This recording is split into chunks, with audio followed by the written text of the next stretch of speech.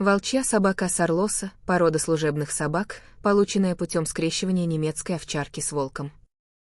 Несмотря на специфический внешний вид, обладает дружелюбным характером и часто приобретается в качестве компаньона. Сарлосских вольфхундов относят к служебным породам, но они гораздо больше подходят для охоты. Благодаря развитому обонянию эти животные могут работать не только с видимой целью, но и идти по следу, в том числе в стае. У представителей породы сильно развита тревога разлуки. При продолжительном одиночестве их поведение становится деструктивным.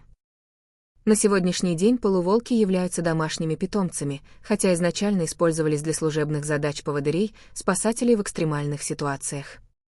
Несмотря на свой внушительный крупный размер, животное обладает небольшим весом, всего 36 кг и ростом 64 см, морда клинообразная, умеренной длины. Имеет сходство с волчьей, но массивнее. Уши стоящие, среднего размера, плотные, покрыты шерстью. Глаза миндалевидные, среднего размера.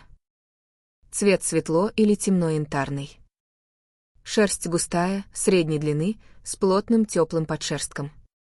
Цвет шерсти схож с окрасом чистокровного волка, но более насыщенного оттенка. Эти собаки, как и волк, инстинктивно держатся на безопасном расстоянии от человека или животного, способного причинить им вред, и всегда готовы отступить в случае возникновения непосредственной угрозы. Они не набрасываются на человека без причины. Волчьи собаки могут резко менять свое поведение в зависимости от ситуации, от спокойного, безразличного до внезапно агрессивного. Волчьи собаки не лают, а лишь иногда подвывают по-волчьи.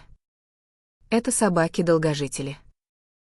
Здоровье у них крепкое, наследственных заболеваний почти нет, в среднем живут 15-16 лет, но при хорошем уходе продолжительность жизни увеличивается до 20 лет.